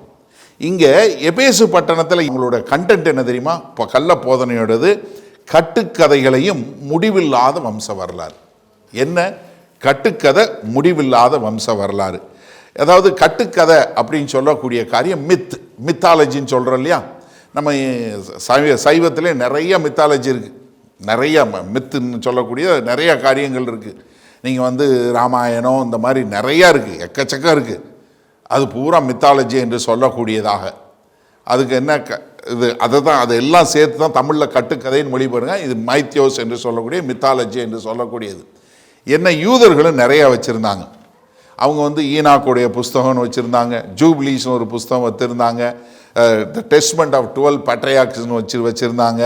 அது மாத்திரமில்லை, the world of second temple அப்படின்னு சொல்லி வச்சுருந்தாங்க. இது எல்லாம் என்னன்னா நிறையா பயங்கரமான கதைகள். என்ன கதைகள்? இன்றைக்கி ஒரு சிலர் இப்போ இந்த கதைகள்லாம் சொல்லுவாங்கள்ல. என்ன ஒரு கதை நான் முன்னாடி கூட சொல்லியிருக்கேன் இல்லையா? என்ன ஆபிரகாம் ஒரு முச்சந்தியில் உட்காந்துருக்கிறாரு. எவனாவது ஒருத்தன் மறித்து போகும்போது அவன் பாதாளம் பரலோகம் போகிற முச்சந்தியில் உட்காந்துருக்கிறாரு. யாராவது ஒரு யூதன் தப்பாக பாதாளம் போகிற பலியில் போயிட்டானா ஆபிரகாம் உடனே அவனை கூப்பிட்டு டே நீ நம்ம பிள்ளைடா இந்தடா பரலோ வழி போடான்னு சொல்லி விட்டுருவார். இப்படி நிறைய கட்டுக்கதைகள், நிறைய கதைகள், யூத கதைகள் எக்கச்சக்கம். தேவதூதன் இங்கே தரிசனமானார், அங்கே தேவதூதன் தரிசனமானார், அவர் எனக்கிட்ட எதை சொன்னார், உங்ககிட்ட எதை சொன்னார் அப்படின்னு சொல்லக்கூடியது. நான் அதனால தான் எப்பயுமே சொல்லுவேன், உங்ககிட்ட யாராவது சொன்னாங்கன்னா உங்கள்கிட்ட சொன்ன ஆண்டவர் என்கிட்டையும் சொல்லட்டும். ஏன்னா சமயத்தில் எனக்கு இப்போ கொஞ்ச காலத்துக்கு முன்னாடி வந்தாங்க. ஒரே ஹஸ்பண்ட் அண்ட் ஒய்ஃபில் ஒரே சண்டை, டிவோர்ஸ்க்கு வந்துருச்சு. என்ன ஆச்சுன்னு சொல்லி சொன்னால், என்னம்மா எப்படிப்பா நீங்கள் சேர்ந்தீங்க அப்படின்னு சொன்னால், இவர் தான் சொன்னார், கர்த்தர் சொன்னார், இவர் உன்னைய கல்யாணம் பண்ணி சொல்லி சொன்னாருன்னு சொன்னார், அதனால் நான் கல்யாணம் பண்ணேன். ஏமா உன்ட்ட கர்த்தர் சொன்னான்னு அவட்ட சொல்லலையான்னு? இல்லை. நான் சொன்னேன், நீ அப்போஸ்தலனுடைய எடுத்து படித்து பாரு, கொர்நீலி வீட்டில் என்ன நடந்துச்சு பாரு. கொர்நீலி அங்கே பண்ணிகிட்டு இருக்கார், ஜெபம் பண்ணிகிட்டு இருக்கிறாரு. கொர்நீலிக்கு தரிசனமாகிறாரு, நீ ஒரு வேலைக்காரன் அனுப்பு, யோப்பாவுக்கு போ, சீமோன்னு ஒரு தோல் 17 வீட்டில் பேதுரு மேலே உட்காந்து ஜெபம் பண்ணுறேன், அவனை போய் கூப்பிட்டு வா. அங்கே மேலே அவர் ஜெபம் பண்ணிகிட்டு இருக்கிறாரு. அவருக்கு தேவதூதன் அங்கே சொல்கிறார், அங்கே ஆண்டவர் காட்டுறாரு, மேலேருந்து உன்னை காட்டுறாரு, உன்னை கூப்பிட்டு ஒருத்தன் வருவான், அவன் கூட போங்கிறாரு. 2 பேர்ட்டையும் சொல்லுவார். கர்த்தருக்கு சொல்கிறதுக்கெல்லாம் ஒரு பிரச்சனையும் கிடையாது. தயவு செய்து இந்த மாதிரி யாராவது ஆண்டவர் என்கிட்ட சொன்னார் அப்படின்னு சொல்லி சொன்னால் 2 தடவை கேளுங்க, எந்த ஆண்டவர்னு கேளுங்க, எந்த வசனத்தின் அடிப்படையில்னு. ஏன்னா இவங்க சொல்லக்கூடிய ஒரு காரியம் என்னென்னா, இங்கே பயங்கரமாக வளர்த்துட்டாங்க. ஏன்னா அவங்க அர்த்தமீஸ் வந்ததுனால, அங்கே இது இருந்ததுனால அவங்க என்ன பண்ண ஆரம்பிச்சாங்க, நிறையாது முடிவில்லாத வம்ச வரலாறு அப்படின்னு சொல்லி சொன்னால் நீங்கள் என்ன நினச்சிடக்கூடாதுன்னா, அது முடிவில்லான, அதாவது இங்கே சொல்லி அங்கே சொல்லி அவங்க இவங்கன்னு சொல்லி இப்படியே சொல்லிக்கிட்டே இருப்பாங்க, அது எண்டே கிடையாது. அதுதான் முடிவில்லாத வம்ச வரலாறு. வம்சம் போயிட்டே இல்லை. நீங்கள் யூதர்கள் வம்ச வரலாறை பற்றி நீங்கள் பார்த்தீங்கன்னா, பிலிப்பியர் 3வது அதிகாரத்தில் அப்போஸ்தலனாகிய பவுல் தன்னை குறித்து சொல்லும்போது என்ன சொல்கிறாரு? நான் யார்? யூதனுக்கு யூதன், பரிசேயனுக்கு பரிசேயன், எந்த கோத்திரத்தான்? பென்யமின் வரைக்கும் கொண்டு போயிட்டார். ஏன்னா இது அவங்களுக்கு இந்த இதில் ரொம்ப ஒரு என்ன பண்ணுறது, பயங்கர குசி. இப்போ நம்மளும் சொல்கிறேன்னா, எனக்கு கிரேட் ஃபாதர் இல்லை யாராவது ஒரு மந்திரியை சொல்லணும், யாராவது ஒருத்தன் சொன்னால் என்னோட ஒன்று விட்ட மாமாவோட, அத்தாப்பாவோட, சித்தப்பாவோட, 3வது மகத்தரோட, அவனோட கசினோட அவருக்கு ரொம்ப க்ளோஸு. எப்படின்னா தெரியாது. அந்த மாதிரி சொல்லக்கூடிய ஒரு காரியம். 2வது என்ன பண்ணுறாங்கன்னா, அவங்க என்ன, தெய்வ பக்தி விருத்திக்கு ஏதுவாயிராமல் தர்க்கங்களுக்கு ஏதுவாக இருக்கிறது. அப்போ இது என்னத்தை கொண்டு வருதுன்னா, தர்க்கங்களை கொண்டு வரக்கூடிய ஒரு காரியம். இவங்க சொல்ல வரக்கூடிய எல்லாமே என்ன பண்ணுது, தர்க்கத்தை கொண்டு வருது. மாறாக அது என்னத்தை கொண்டு வரல, அதாவது மாறுபாடான போதனையினுடைய கனி என்னன்னு பார்க்க முடியும். ஒரு போதனை, சரியான போதனை இருக்கும்போது சரியான காரியத்தை உருவாக்கும். ஒரு தவறான போதனை வரும்போது தவறான காரியம் வரும். ஒரு நல்ல போதனை வரும்போது என்ன வரும்? அன்பு உண்டாகும். அந்த அன்பு எங்க வரும்? அடுத்த 5வது வசனம் பாருங்க. 1 தீமோத்தேயு 1:5 பாருங்களேன். கற்பனையின் பொருள் என்னவெனில், இந்த வேத வசனத்தினுடைய கமாண்ட்மெண்டுடைய பொருள் என்னவெனில், சுத்தமான இருதயத்திலும் நல்மனசாட்சியிலும் மாயமற்ற விசுவாசத்திலும் பிறக்கும் அன்பே. என்ன அன்பு? பிறக்கக்கூடிய அன்பு தான். ஒரு சுத்தமான இருதயத்தில் நல்ல போதனை கேட்கும்போது உங்களுக்கு சுத்தமான இது உண்டாகும். அடுத்து 1 தீமோத்தேயு 4:7-8 பாருங்க. எப்படி ஒரு காட்லினஸ் உண்டாகும் சொல்லி பாருங்க. சீர்கேடும் கிழவிகள் பேச்சுமா இருக்கிற கட்டுக்கதைகளுக்கு விலகி தேவ பக்திக்கு ஏதுவாக முயற்சி பண்ணு. சரீர முயற்சி அற்ப பிரயோஜனம் உள்ளது. தேவ பக்தியானது இந்த ஜீவனுக்கும் இதற்கு பின்வரும் ஜீவனுக்கும் வாக்குத்தத்தம் உள்ளதாகையால் எல்லாவற்றிலும் பிரயோஜனம் உள்ளது. அப்ப என்ன? தேவ பக்தி உண்டாக்கும். அடுத்து என்னவாகும்? போதும் என்கிற மனது. 1 தீமோத்தேயு 6:6 பாருங்க. போதும் என்கிற மனதுடனே கூடிய தேவ பக்தியே மிகுந்த ஆதாயம். போதும் என்கிற மனது உண்டாக்கும். அடுத்து சத்தியத்தை குறிச்ச அறிவு. 2 தீமோத்தேயு 2:25. எதிர் பேசுகிறவர்கள் சத்தியத்தை அறியும்படி தேவன் அவர்களுக்கு மனம் திரும்புதலை சத்தியத்தை அறியக்கூடியதாக. அடுத்து பாருங்க, சோபர் மைண்டட். தீத்து 2:2. முதிர் வயதுள்ள புருஷர்கள் ஜாக்கிரதை உள்ளவர்களும் நல்லொழுக்கம் உள்ளவர்களும் தெளிந்த புத்தி உள்ளவர்களும் விசுவாசத்திலும் அன்பிலும் பொறுமையிலும் ஆரோக்கியம் உள்ளவர்களாய் இருக்கும்படி புத்தி சொல்ல. அப்ப என்ன? ஒரு நல்ல போதனை பண்ணும்போது அன்பு உண்டாகும், தெய்வ பக்தி உண்டாகும், நல்ல போதும் என்கிற மனது உண்டாகும். நீங்க ஒருத்தரை கட்டக்கூடியதாக, ஒரு அன்புல ஏகமா வரக்கூடியதாக உண்டாகும். ஆனால் கள்ள போதனை வரும்போது அங்கே பிரிவினையும் தர்க்கமும் சண்டையும் தான் உண்டாகுமே ஒழிய வேற எதுவுமே உண்டாகாது. இதை நீங்கள் 2 அழகாக சிம்பிளிஃபை பண்ணுறதுக்கு உலகத்தில் 2 மதம் தான். ரொம்ப ஈஸியாக புரிஞ்சுக்கோங்க. ஒன்று பிதாவாகிய தேவன் குமாரனாகிய கிறிஸ்து மூலமாய் அவர் செய்து முடித்தது. இன்னொன்று எல்லாமே உன்னுடைய ரட்சிப்புக்கு நீ ஏதாவது செய்யணுங்கிறது. நீங்கள் உலகத்தில் இருக்கிற எல்லா மதங்களை எடுத்துக்கிட்டிங்கன்னா அது 2வதுல தான் வரும். நீ ஏதாவது ஒரு வகையில் நீ ஒன்று நடக்கணும், இல்லை மொட்டை அடிக்கணும், இல்லை காவடி எடுக்கணும், இல்லை நீ போகணும், இல்லை நீ நல்லது செய்யணும், இப்படி நீ ஏதாவது செய்ய வேண்டும் என்று சொல்லக்கூடிய ஒரு காரியம் 2 மதம் தான் உலகத்தில், வேற எதுவுமே கிடையாது. ஆனால் இப்போ நீங்கள் பார்க்கும்போது இன்றைக்கி நிறையா கள்ள போதனைகளை பார்க்குறோம். கிறிஸ்தவத்தில் நிறைய கள்ள போதனைகள் வந்துருச்சு. மார்பன் என்ன சொல்லுவாங்க? நாங்களும் பைபிளை விசுவாசிப்போம். ஆனால் என்னென்னா ஒரு எக்ஸ்ட்ரா ரெவலேஷன் இருக்குது. அதை எங்கே லெட்ரு மூலம் நீ படித்தாதான் நீ வர முடியும். கிறிஸ்டியன் சயின்ஸ் என்ன? நாங்களும் பைபிளை பிலீவ் பண்ணுறோம். ஆனால் கீ டு த ஸ்கிரிப்சர்ஸ்னு ஒன்று இருக்குது. அதை வாசித்தாதான் உனக்கு வசனம் புரியும். செவன்த் டே அட்வென்டிஸ்ட் நீ பைபிளை விசுவாசிக்கிறோம், ஆனால் எலஞ்சி ஒயிட்டதை கேட்கணும். இப்படி எல்லாமே என்னென்னா கள்ள ஊழியங்கள் பூராமே எல்லாமே என்ன ஏதாவது ஒரு வகையில் வரணும். அதனால தான் இப்படிப்பட்ட மக்கள் என்ன சபிக்கப்பட்டவர்கள் என்று கலாத்தியர் 1:8 ஆண்டவர் மிக தெளிவாக சொல்லிட்டாரு. அதனால தான் என்ன சொன்னார்? அனாத்தமா என்கிற வார்த்தை. அப்போ என்ன? கள்ள ஊழியம், த ஃபால்ஸ் டீச்சர்ஸ் என்ன ரொம்ப லேசாக எடுத்துக்கூடாது. அவங்கள ரொம்ப கடினமாக நீ கையாள வேண்டும் என்று சொல்லக்கூடியதாக. அப்போ இங்கே என்னென்னா பவுலுங்க சொல்லும்போது ஒரு தியாலஜியன் எப்படி இருக்கணும்னா ஒரு டாக்டர் போல் இருக்கணும். ஏன்னா ஒரு டாக்டர் பேஷண்ட் விஷம் குடிக்க மருந்து குடிக்கிறதுக்கு பதிலாக விஷம் குடித்தானா சும்மா இருப்பானா? பார்த்துட்டு சும்மா இருக்க முடியுமா? அப்படித்தான் ஒரு ஊழியக்காரர் இருக்கணும். அதுதான் இங்கே சொல்கிறாரு. மாறாக அடுத்து என்ன சொல்கிறாரு? நல்ல போதனைகள், சவுண்ட் டாக்டரின் என்று சொல்லக்கூடியதாக. இந்த டயாடெஸ்கலியோ என்று சொல்லக்கூடிய பதம் 15 முறை இதில் பாஸ்டரல் எபிசோடில் மட்டும் உபயோகப்படுத்தியிருக்கிறார். இதுக்கு முன்னாடி சொல்லும்போது ஹைஜீனியஸ் என்று சொல்லக்கூடிய நம்ம ஹைஜீன் என்று சொல்லக்கூடிய பதம் இருக்கு இல்லையா, அது இதில் இருந்தால் உண்டாகுது. அவர் என்ன சொல்கிறாரு? ஒரு ஆரோக்கியமான உபதேசம் நீ பேசணும். அப்போ ஆரோக்கியமான உபதேசம் பேசும்போது என்ன வருது? உங்களை மனம் திரும்புதலில் கொண்டு வருது, விசுவாசத்தில் கொண்டு போய் சேர்க்குது. நீங்கள் கர்த்தருக்கு என்று வாழக்கூடியவங்களா, அப்போ ஒருத்தருக்கு ஒருத்தர் அன்புலையும் ஒருத்தர் கெட்டக்கூடியவங்களா, கடைசியில் என்ன உண்டாக்குது? உங்களை கிறிஸ்துவை போல மாற வேண்டும் என்று சொல்லக்கூடிய ஒரு காரியத்தில் கொண்டு போய் சேர்க்குது. அதனால தான் அப்போஸ்தலர் கொடுத்த அந்த ஆதி வார்த்தையை விட்டுறாதே என்று சொல்லக்கூடியதாக. அப்போ இங்கே சொல்லும்போது பவுல் 2 தெசலோனிக்கர் 2:15 சொல்லும்போது என்ன சொல்கிறாரு? பாரம்பரியத்தை நீ விட்டு விதக்கணும். அதே சமயத்தில் நீ என்ன பண்ணணும்? 2 தீமோத்தேயு 1:13 ஒரு நல்ல ஆரோக்கியமான வார்த்தைகள் என்று சொல்லக்கூடியதா. யூதா சொல்லும்போது என்ன சொல்றாரு? அப்போஸ்தலர் மூலமாய் பரிசுத்தவான்களுக்கு ஒப்பு கொடுக்கப்பட்ட வேத வசனம் என்று சொல்லக்கூடியதா. 2 தீமோத்தேயு 2:15 சொல்லும்போது சத்தியம் என்று சொல்லக்கூடியதா. அப்போ என்னன்னா, ஒரு சபை என்பது ஆரோக்கியமான உபதேசத்தை போதிக்கணும். இதில் இன்னொரு காரியம் புரிஞ்சவங்க, சபை ஆரோக்கியமான உபதேசத்தை உருவாக்குவது அல்ல. The church does not create a doctrine. நல்லா புரிஞ்சுக்கொள்ளுங்க. சர்ச் என்ன பண்ணணும்னா, கர்த்தர்கிட்டருந்து பெற்றுக்கொண்டதை பாதுகாத்து அதை மற்றவர்களுக்கு கொடுக்கறது தான் சபையோட வேலை. அதனால் ரெஃபர்மேஷன் ஸ்லோகன் நீங்கள் லத்தீன் மொழியில் பார்க்கும்போது அது சொல்லும்போதுனா, always being transformed according to the word of God.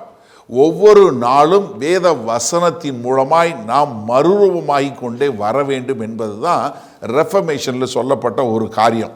அப்போ என்ன, இந்த சபை சத்தியத்துக்கு ஆதாரம் என்னவா இருக்குதுன்னா, இட்ஸ் நாட் த சோர்ஸ், ஆனால் அதை பாதுகாத்து போதிக்கக்கூடியதாக இருக்கிறது என்பதை மறந்துவிடக்கூடாது.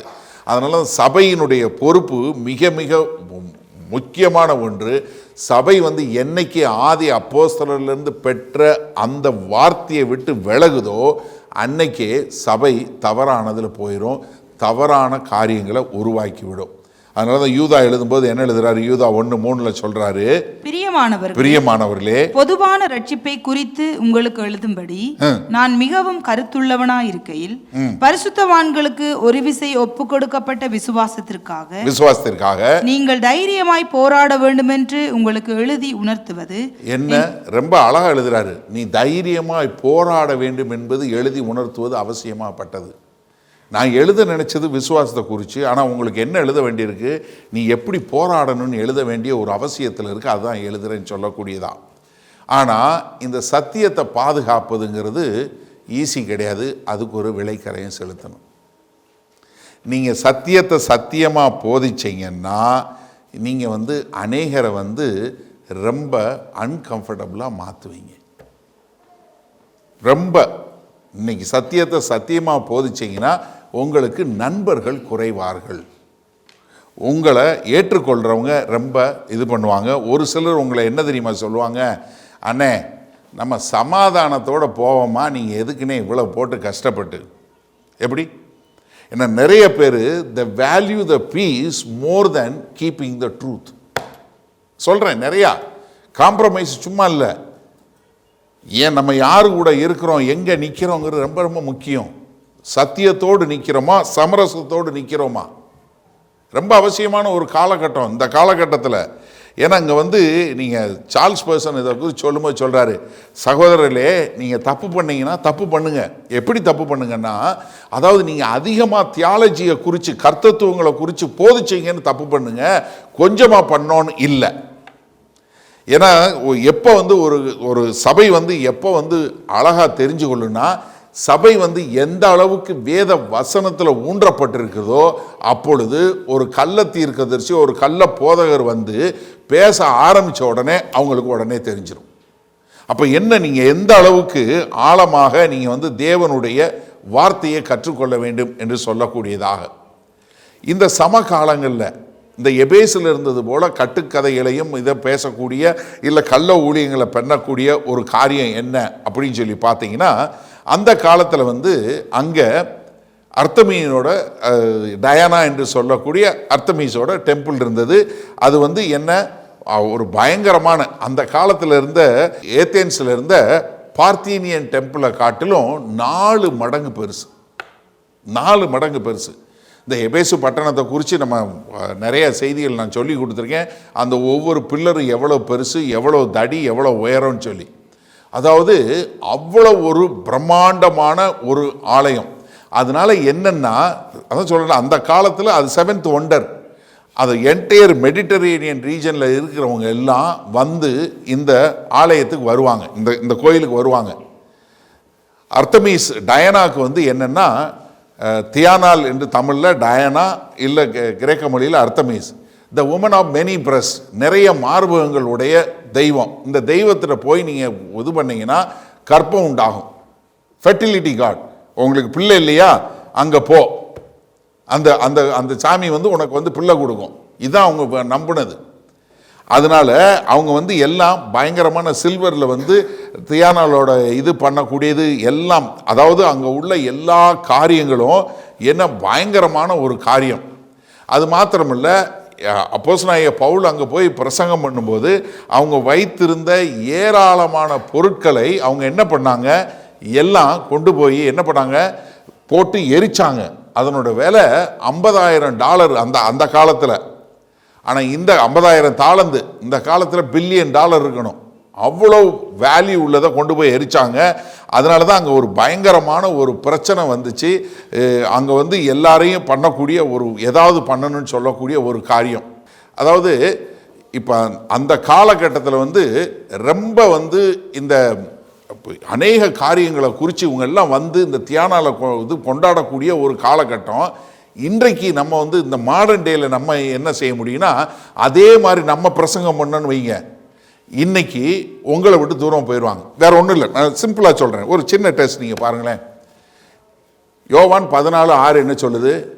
நானே வழியும் சத்தியமும் ஜீவனுமாய் இருக்கிறேன், என்னை அல்லாமல் ஒருவனும் பிதாவினிடத்தில் வரான். இயேசு கிறிஸ்து ஒன்று தான் மெய்யான வழி, மீதி எல்லாம் கள்ள வழி. நீங்கள் சொல்லுங்க. ஹலோ, இன்னைக்கு நிறைய போதகர்கள்ட்ட போய் நீங்கள் வந்து அவங்கள வந்து எத்தனை வீடியோ பார்க்குறீங்க, நீ சொல்லு இயேசு ஒருத்தர் தான் வழியா, மீதி பேர்லாம் பாதாளம் போவாங்களா அப்படின்னு வேற ஏதாவது பேசி சமாளிக்கக்கூடிய எத்தனை பேர் இருக்கான்? சொல்ல மாட்டேங்கிறான். அப்போ மீதி பேர்லாம் நரகத்துக்கு போவாங்களா அப்படின்னு சொல்லக்கூடிய ஒரு காரியம். அதே மாதிரி ஹியூமன் செக்ஷுவாலிட்டி, இன்னைக்கு வந்து நீங்கள் வந்து சொல்லக்கூடிய அநேக காரியங்கள் என்ன, அண்ணே காலம் மாறிடுச்சு அதுக்கேற்ற மாதிரி நீங்கள் அப்டேட் ஆகுங்க. கிடையாது. நீங்கள் நல்லா புரிஞ்சு கொள்ளுங்க, இதில் வந்து ப்ராக்ரெசிவே கிடையாது.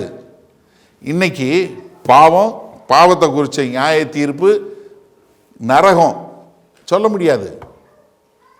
You are divisive.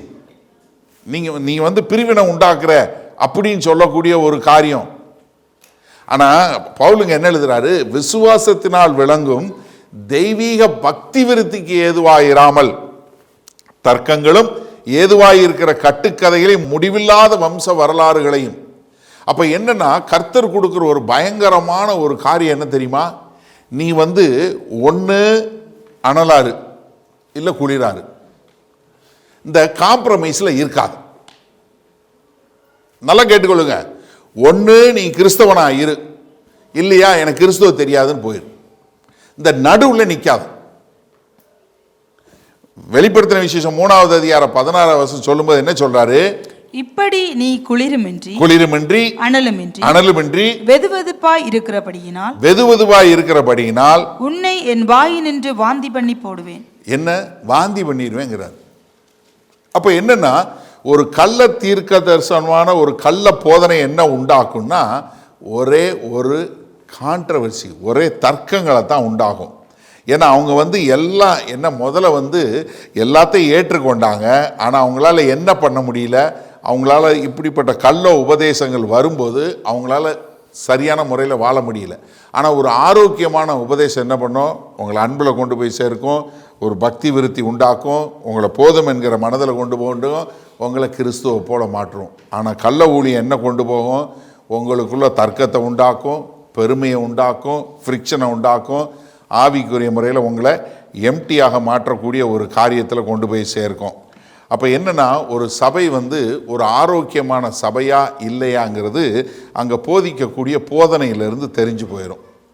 கொரிந்து சபைகளும் 1 கொரிந்தியர் 8வது அதிகாரம் 1வது வசனம் சொல்லும்போது என்ன சொல்றாரு பாருங்க? விக்கிரகங்களுக்கு படைக்கப்பட்டவைகளை குறித்த விஷயத்தில் நம்ம எல்லாருக்கும் அறிவு உண்டென்று நமக்கு தெரியும். நம்ம எல்லாருக்கும் அறிவு உண்டென்று தெரியும். அறிவு இருமாப்பை உண்டாக்கும், அன்போ பக்தி விருத்தியை உண்டாக்கும். இது சொல்றதுக்கு முன்னாடி பவுல் கொரிந்து சபைக்கு 4 அதிகாரத்தில் முதல்ல அங்கே இருக்கிற பிரிவினைகளை குறித்து சொல்றாரு. ஒருத்தன் என்ன சொல்றான்? நான் கிறிஸ்துவனா. ஒருத்தன் அப்போஸ்தலனுங்கிறான். ஒருத்தன் நான் அப்போலோவை சேர்ந்தவன். ஒருத்தன் நான் பவுலை சேர்ந்தவன்றான். என்ன சொல்கிறாரு? அதெல்லாம் வந்து இங்கே ஒன்றுமே கிடையாது என்று சொல்லக்கூடியதாக. ஆனால் தெய்வீக பக்தி விருத்திக்கு உண்டாகக்கூடியது என்ன? 1 கொரிந்தியர் 14:3 பாருங்க. தீர்க்க தரிசனம் சொல்லுகிறவனோ மனுஷருக்கு பக்தி விருத்தியும் புத்தியும் ஆறுதலும் உண்டாகத்தக்கதாக பேசுகிறான். அப்ப என்ன, நீங்க பேசும்போது தீர்க்க தரிசனம் சொல்லும்போது உங்களுக்கு பக்தி விருத்தி உண்டாகுதா? ஆஹா, இவர் இப்படி சொல்றாரு அப்படின்னு உண்டாகுதா? யோசிச்சு பாருங்க. எபேசியர் 4வது அதிகாரம் 12வது வசனத்தில் 5 வகையான ஊழியங்களை சொல்றதுக்கு முன்னாடி என்ன சொல்றாரு? இதுக்காக பரிசுத்தவான்கள் சீர் பொருந்தும் பொருட்டு சுவிசேஷ ஊழியத்தின் வேலைக்காகவும் கிறிஸ்துவின் சரீரமாகிய சபையானது பக்தி விருத்தி அடையும்படிக்கு தான் இந்த 5 வகையான ஊழியங்கள் கொடுக்கப்பட்டிருக்கு. ரோமர் 15வது அதிகாரம் 2வது வசனம் பாருங்க. நம்மில் ஒவ்வொருவனும் பிறனுடைய பக்தி விருத்திக்கு ஏதுவான நன்மை உண்டாகும்படி அவனுக்கு பிரியமாய் நடக்க கடவன்.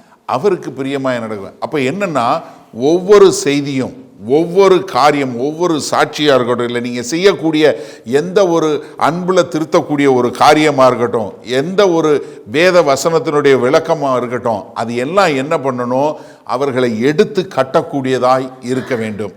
ஆனால் பொய்யான காரியம் பூரா என்ன பண்ணும்?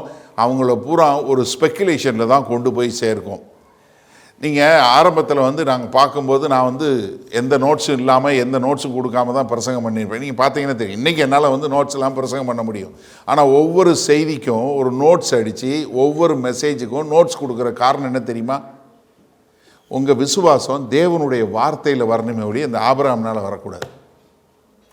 நல்லா தெரிஞ்சு கொள்ளுங்க. ஏன்னா நோட்ஸ் அடிக்காமல் பிரசங்கம் பண்ணுறது ரொம்ப லெகுவான காரியம். நோட்ஸ் அடிக்கிறது தான் கஷ்டமான காரியம். எனக்கு உட்காந்து நோட்ஸ் அடித்து ஒவ்வொரு இதுக்கும் நோட்ஸ் கொடுக்குறோம். ஏன் தமிழில் மொழிபெயர்த்து தமிழ்லையும் போடுறோம், ஏன் இங்கிலீஷில் போடுறோம்? ஏன்னா நீங்கள் இதை கற்றுக்கொள்ள வேண்டும். நீங்கள் தேவனுடைய வார்த்தையிலும் தேவனுடைய வசனத்தில் தான் உங்களுடைய காரியம் இருக்கணும். அப்போ ஒவ்வொரு ஊழியக்காரனும் நம்ம சொல்லும்போது நம்ம செய்யக்கூடிய போதனை என்ன? இது மக்களை எடுத்து கட்டுகிறதா? இது மக்களுக்குள்ள ஒரு அன்பை உருவாக்கக்கூடியதா இருக்கிறதா அப்படின்னு ஒரு கேள்வி கேட்கக்கூடிய ஒரு காரியத்தில் தான் உண்டாகணும். ரொம்ப குயிக்காக கடைசியாக எபேசுனுடைய பழைய காலம் பார்த்தோம், நிகழ்காலம், எதிர்காலம். நிகழ்காலம் ஒரு 30 வருஷம் கழித்து கர்த்தராகிய இயேசு கிறிஸ்து 95வது வருஷத்தில் யோவான் மூலமாக ஒரு கடிதம் எழுதுகிறார். எபேசு கடிதம் எழுதுகிறார். நம்ம இதை குறித்து பார்த்துருக்குறோம்.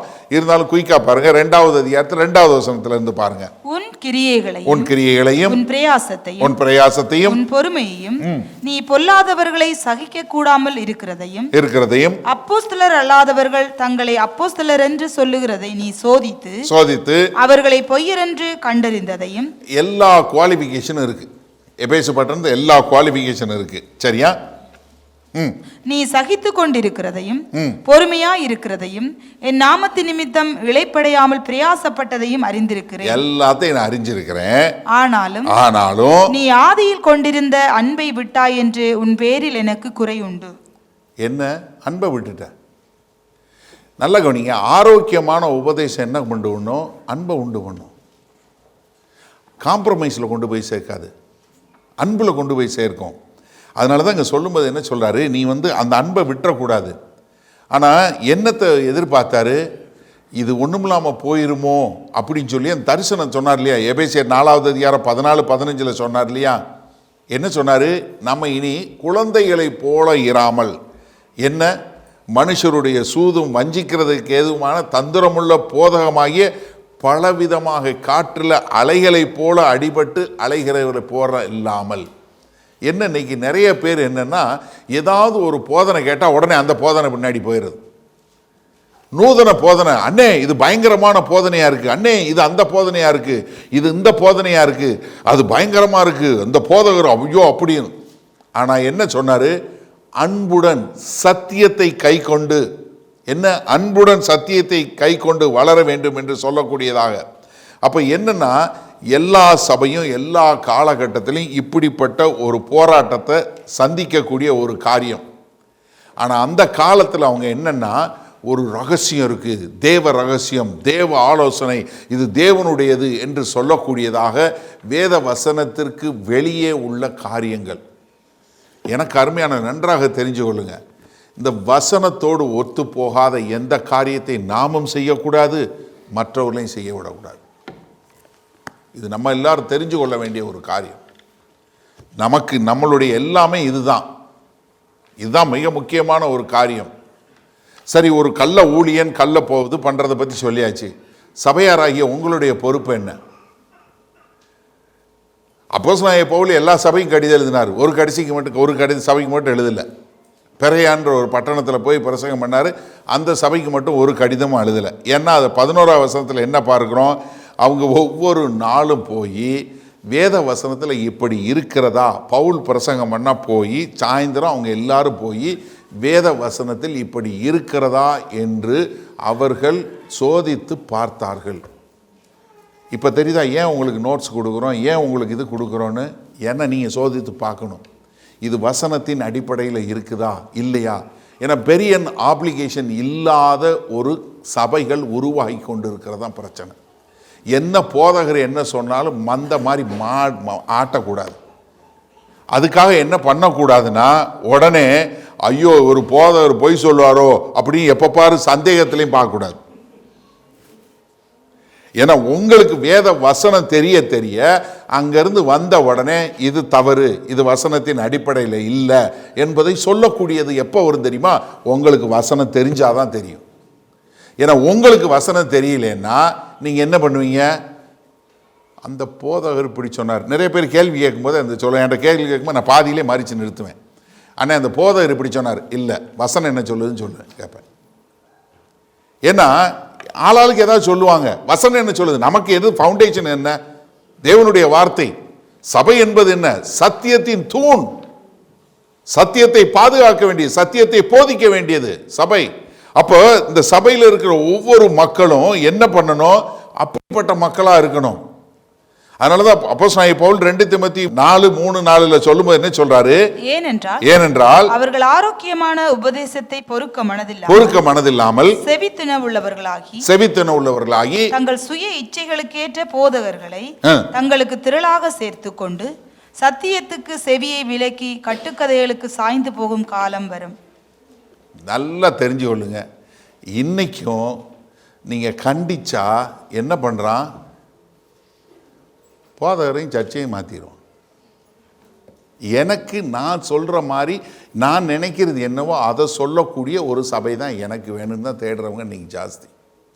ஆனால் சத்தியத்தை சத்தியமாக போதிக்கும்போது வரக்கூடிய ஒரு பெரிய காரியம் எனக்கு அருமையானவர்களே, நான் அதனால தான் சொல்கிறேன், என்ன ஆனாலும் சரி நம்ம சத்தியத்தை சத்தியமாக போதிப்போம். அது எத்தனை பேர் இருந்தாலும் சரி இல்லாட்டியும் சரி கவலையே படுறதில்லை.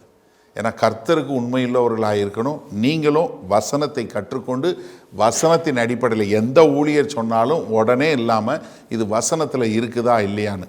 ஒரு பெரிய சம்பவம், 1880 வருஷம் சார்ல்ஸ் அகஸ்டஸ் பிரிக்ஸ் என்று பிரிக்ஸ் ஞாபகம் வச்சுக்கோங்க. இவர் யூனியன் தியாலஜிக்கல் செமினரி நியூயார்க் என்ன இருக்குது, யூனியன் தியாலஜிக்கல் செமினரின்னு சொல்லக்கூடிய நியூயார்க்கில் இந்த செமினரியில் இருந்தார். இவர் ஒரு பயங்கர நல்லா படித்தவர், ஒரு 20 வருஷம் இருந்தார். இவர் என்ன பண்ணார்னா, அதாவது எதுவுமே பெருசாக பண்ணலை, ஆனால் கொஞ்சம் கொஞ்சமாக என்ன பண்ண ஆரம்பித்தார். 1891 ஒரு பேப்பர் ப்ரெசன்ட் பண்ணும்போது என்ன சொன்னார்னா, அதாவது இந்த நிறைய புஸ்தகங்கள் மனுஷன் எழுதியிருக்கிறான், அது மாத்திரமில்லை வேத வசனத்தில் நிறைய பிழைகள் இருக்கிறது அப்படின்னு போதனை பண்ண ஆரம்பித்தார். உடனே அந்த காலத்தில் இருந்த மீடியாஸ் எல்லாம் பயங்கரமாக, அதாவது நம்ம நிறைய ப்ராக்ரெசிவாக வரணும், இப்போ நம்ம வரல, காலத்துக்கு ஏற்ற மாதிரி வேத வசனத்தை மாற்றணும் அப்படின்னு சொல்லக்கூடிய ஒரு காரியத்தை சொன்ன உடனே மீடியாலாம் பயங்கரமாக கைதடிச்சு, ஆகா இவர் தாண்டா புதுசு, ஏன்னா இல்லை எல்லாரும் பைபிளை வச்சுட்டு என்னென்னமோ சொல்கிறானுங்க அப்படின்னு சொல்லக்கூடிய ஒரு காரியத்தை ஆரம்பித்தாங்க. அது மாத்திரமில்ல, அவர் என்ன சொன்னார், நிறைய புஸ்தகங்கள் எழுதுனது, அது மாத்திரமில்ல அதனுடைய ஹிஸ்டரி எல்லாத்தையும் அவர் அதில் நிறைய கொஞ்சம் கொஞ்சம் பிழை இருக்குது அப்படின்னு சொல்லக்கூடிய ஒரு காரியத்தை சொல்ல ஆரம்பித்தார். சொல்ல ஆரம்பித்த உடனே பிரஸ்பெட்ரியன் சர்ச் யூனியன் தியாலஜிக்கல் செமினரியிலிருந்து தான் ஆள் எடுத்தாங்க. அவங்க என்ன பண்ணாங்க, அவரை ஒரு ட்ரையலுக்கு கொண்டு போனாங்க. பிரிக்ஸ் மேலே இது போட்டு இவர் வேத வசனத்திற்கு எதிராய் செய்கிறார்னு சொல்லி. யூனியன் தியாலஜிக்கல் செமினரி என்ன பண்ணலைன்னா, பிரிக்ஸை டிஸ்மிஸ் பண்ணுறதுக்கு பதிலாக எங்கள் ப்ரொஃபஸர் சரின்னு சொல்லி அவர் பக்கம் நின்னாங்க. பிரஸ்பெட்ரியன் சர்ச் என்ன பண்ணாங்க, அவர் யூனியன் தியாலஜிக்கல் செமினியரோட உறவை கட் பண்ணி அவங்க தனியாக போயிட்டாங்க. என்ன ஆச்சு தெரியுமா?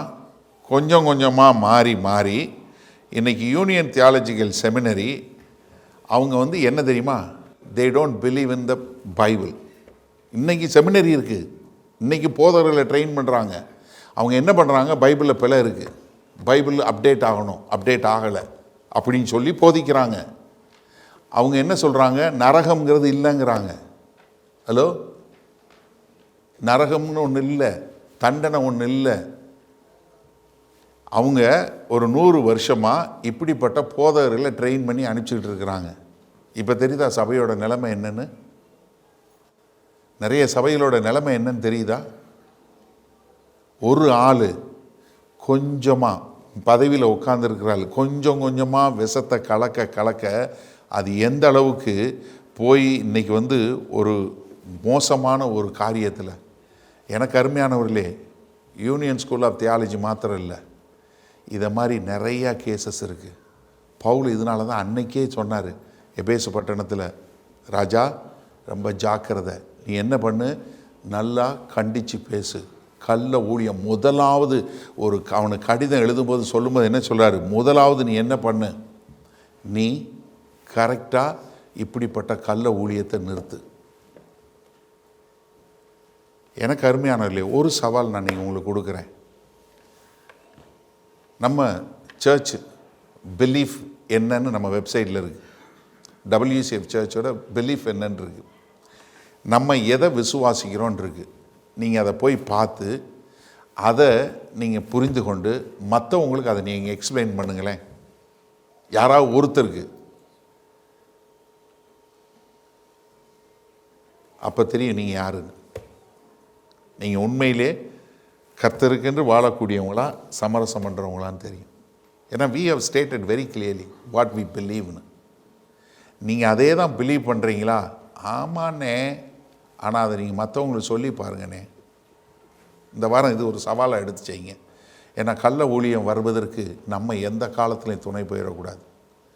அது யார் உறவை புரிஞ்சு போனாலும் பரி, எவ்வளோ பெரிய தேவ மனுஷன், எவ்வளோ பெரிய காரியமாக இருந்து அவர்கள் நம்மை விட்டு போனாலும் நோ ப்ராப்ளம், யார் வேணாலும் போய்க்கோ.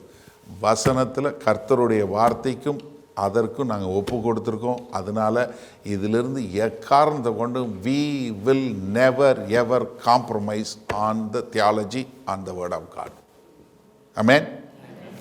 மகா கிருபையும் இரக்கம் நிறைந்த எங்கள் அன்பின் தகப்பனே, கர்த்தாவே, இதோ மீண்டுமாய் ஒரு விசை நாங்கள் சபையாராய், ஒரு சபையாய், ஒரு குடும்பமாய் நாங்கள் எங்களை ஒப்பு கொடுக்கிறோம் ஆண்டவரே. இதோ எபேசு சபையில் பார்த்தோம், அவர்கள் ஆதி அன்பை விட்டு போனதை கொஞ்ச காலத்தில் பார்த்தோம் ஆண்டவரே.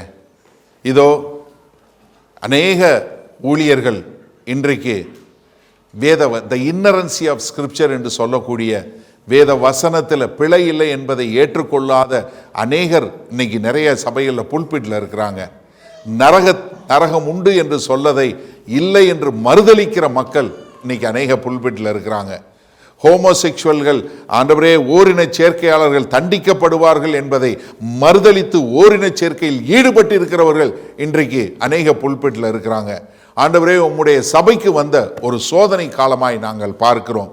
ஆனால் அதே சமயத்தில் ஆண்டவரே, சத்தியத்திற்கு சோரம் போகாத அநேக உண்மையுள்ள ஊழியர்கள் இருப்பதை போல ஆண்டவரே, நாங்கள் எக்காலத்திலும் எந்த ஒரு காலகட்டத்திலும் நாங்கள் ஆண்டவரே உம்முடைய வார்த்தைக்கு விரோதமாக எந்த ஒரு சிறு காரியம் கூட எப்போதும் எங்களை இடறி விடாதபடி நாங்கள் எந்த காலத்திலையும் எந்த பக்கம், இந்த பக்கம் அந்த பக்கமோ சாய்ந்து விடாதபடி சத்தியத்தை சத்தியமாய் போதிக்கக்கூடிய மக்களாய் கர்த்தராகிய இயேசு கிறிஸ்து வருகை மட்டும் நாங்கள் உமக்கென்று வாழ எங்களை அர்ப்பணிக்கிறோம். ஆண்டவரே, உம்முடைய கிருபையினால எங்களை வழி நடத்துங்க.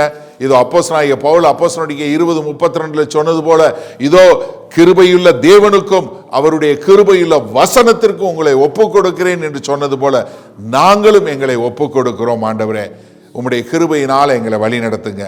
இயேசு கிறிஸ்துவின் மூலம் பிதாவே, ஆமேன்.